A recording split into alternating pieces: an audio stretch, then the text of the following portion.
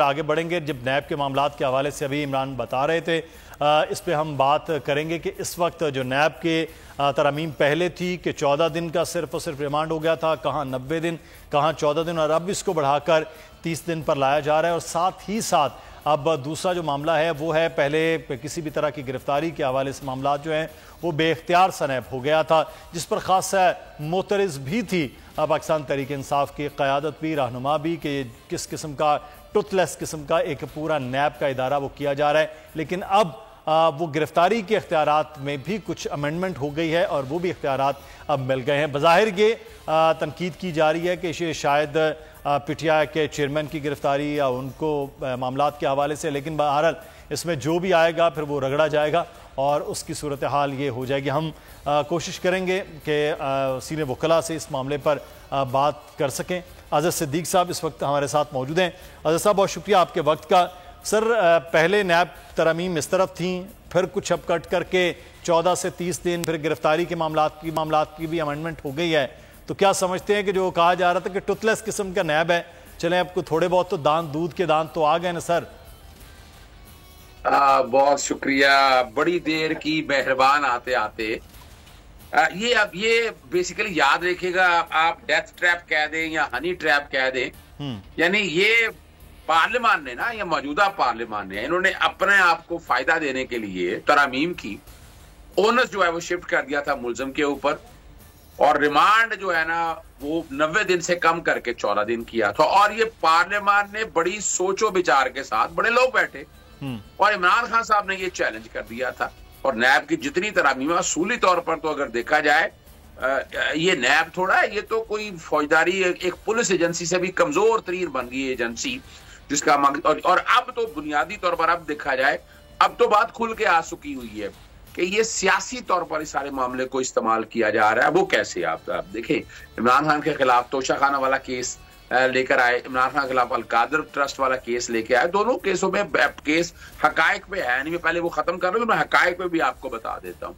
जब वो देखा है कि और इमरान खान साहब इंक्वायरी और इन्वेस्टिगेशन भी ज्वाइन कर रहे हैं, अदालतों में जमानतों के लिए भी आगे हुए हैं, अब वो सोची समझी बैठे हैं कि 9 मई के सानिया या बाकी चीजों के अंदर इमरान खान साहब इस ट्रैप में आ नहीं रहे।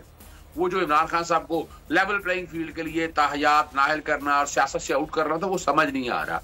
तो अब इस दफा जो मैं बता रहा हूं, अब जो है, अब इस सारे मामले के अंदर ये 13-14 सियासी जमातों का अमल दखल है। मैं इसमें एस्टैब्लिशमेंट का रोल कोई नहीं देख रहा, मैं पहले बता दूं आपको। सही। मुझे जो बू नजर आ रही है इसके अंदर, वो ये नजर आ रही है कि उन्हें नजर आ रहा है कि इमरान खान तो सियासत के अंदर है, बड़ी कोशिश करके देख ली हर तरफ से। तो अब क्या, लेकिन अज़हर साहब अब इस मामले में तो खुद जो है पीटीआई चेयरमैन वो गए थे अदालत में, और अब अमेंडमेंट भी हो गई है। और अगर इसी ट्रैप में रगड़ा लग जाता है पीटीआई के चेयरमैन का, तो फिर सर उनकी गिरफ्तारी हो जाती तो?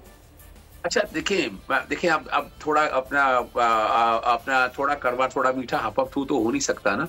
अच्छा। कि वो वाली तरामीम जो पार्लियामान ने खत्म कर दी ऑर्डिनेंस के जरिए की, और ये ऑर्डिनेंस, सादक संजरानी साहब तो 2 दिन के सदर बन के आए हैं, अभी तो सदर पाकिस्तान आरिफ अलवी साहब आजकल में आ जाएंगे। इतनी जल्दी क्या थी कि ये ऑर्डिनेंस बनाने के जो प्रिंसिपल है इस्लामाबाद हाईकोर्ट और जजमेंट तय आ चुकी है।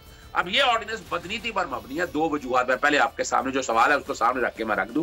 एक तो सदर पाकिस्तान यहाँ मौजूद है, इतनी जल्दी क्या थी इस सारे मामले में, और अच्छा चले जी, पार्लियामानी बड़े कौमी असम्बली का इजलास तलब कर लेते। वो जो तरामीम कौमी असम्बली ने की थी उसको सेटिसाइड करना था तो कौमी असम्बली के जरिए कर दे। इससे नजर क्या आ रहा है, क्योंकि ऑर्डिनेंस की म्याद 120 दिन होती है, तो 120 दिन का इसका नफाज करने के लिए उसके बाद क्या होगा, पार्लियामान खत्म हो जाएगी, और 120 दिन के अंदर जो अपने फायदे उन्होंने लिए हैं वे बड़ी चालाकी से की है। इसका मकसद सिर्फ और सिर्फ इमरान खान को टारगेट करना है। लेकिन आर्टिकल 12 और आर्टिकल 10 अगर सामने रखकर देख ले, तब भी ये इसका इतलाक इमरान खान के लिए बड़ा मुश्किल हो जाएगा। तो सोची बैठे हुए हैं कि इसमें गिरफ्तारी हो। 13 जुलाई के लिए जबान चली गई हुई है कि गिरफ्तारी होगी तो 14 दिन की बजाय 30 दिन के लिए रिमांड ले जाएंगे। उससे फर्क कोई नहीं पड़ता है, केसेस वैसे ही नहीं बनते, दायरा इख्तियार है नहीं है। ये जो ट्रैप है, समझ रहा हूँ ये ट्रैप इनके अपने लिए बन जाएगा। और ये ऑर्डिनेंस अगर चैलेंज हुआ आला अदालतों का, एक और इसमें बड़ी जबरदस्त बात है, इसमें एक और कोशिश की है ना इन्होंने क्या किया है, इन्होंने अब तरीका वारदात यही रखा है कि लोगों को घरों से उठाते हैं, गिरफ्तारियां डालते नहीं है, और वहां बैठ के वादा माफ गवाह बनाए बैठे हैं। और इस ऑर्डिनेंस के जरिए एक काम ये भी किया है कि जो वादा माफ गवाह है ना, वादा माफ के खिलाफ केस कोई चल नहीं सकेगा। ये क्या बात हुई? एक आदमी लूटमार के साथ बराबर का शरीक होता है और वो वादा माफ गवाह बन जाता है और कल वो फायदा नहीं देता और चुप करके घर चला जाएगा। ये तो इसलिए भी सस्टेन करना बड़ा मुश्किल हो जाएगा। अजहर साहब, ये जो ऑर्डिनेंस कायम मुकाम सदर ममलिकत के दस्तखत से हुआ है, क्या ये चैलेंज हो सकता है? क्योंकि सदर की हैसियत से तो वो मौजूद थे जब उन्होंने दस्तखत किए। अच्छा, यही मैं चलते चलते एक और बात आपके सामने मैं रख दूं। अच्छा किया आपने, जो कि आज बड़े दिनों बाद शरारत करने को मेरा दिल जरा ज्यादा कर रहा है। तो आपको याद होगा इसमें ना नवाज शरीफ को ताहयात नाअहली वालों खत्म करने के लिए 5 साल की नाअहली बनाई उन्होंने।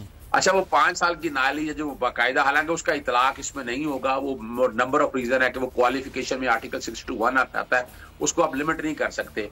अच्छा, इन्होंने पार्लियामेंट से पास करा लिया, नेशनल असेंबली से भी हो गया। सदर पाकिस्तान जब हज करने के लिए गए तो उनके पीछे ये रखा भाई, वो तो चले पार्लियामेंट में एक कानून बना तो आपने कायम काम के तौर पर रख दिया, हालांकि वो भी चैलेंज हो सकता है, मैं समझता, चले उसको छोड़े। लेकिन ये एक ऑर्डिनेंस तो बड़ी वाज़ेह तौर पर कि कायम काम के तौर पर ऐसी अर्जेंसी क्या? एक सवाल है जो बड़ा आम सवाल ऑर्डिनेंस का जरिए आता है, उसमें ऐसी अर्जेंसी क्या है कि ऑर्डिनेंस आज और अभी बनाना है?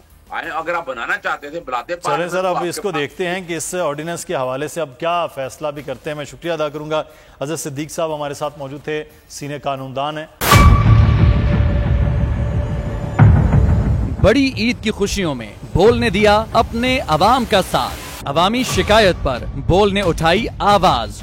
उधर पेशावर में आलाइशों को ठिकाने लगाने के लिए WSSP का खुसूसी ऑपरेशन शुरू हो गया है, जिसमें 3259 एहलकारों समेत 683 गाड़ियां हिस्सा ले रही हैं। बोल की खबर पर इदारों ने भी कसली कमर, लिया एक्शन। लाहौर में मुख्तलिफ मकामात पर आलाइशें जो है वो हमें सड़कों पर दिखाई दे रही थी, लेकिन उसके बाद जो LWMC है उनका अमला जो है वो उसके बाद फील्ड में निकला और उसके बाद आलाइशों को हटाने का सिलसिला जो है वो शुरू कर दिया गया, क्योंकि बोल है पाकिस्तान का नंबर 1 न्यूज चैनल। सब्सक्राइब करें और बेल दबाएं ताकि कोई खबर रह न जाए।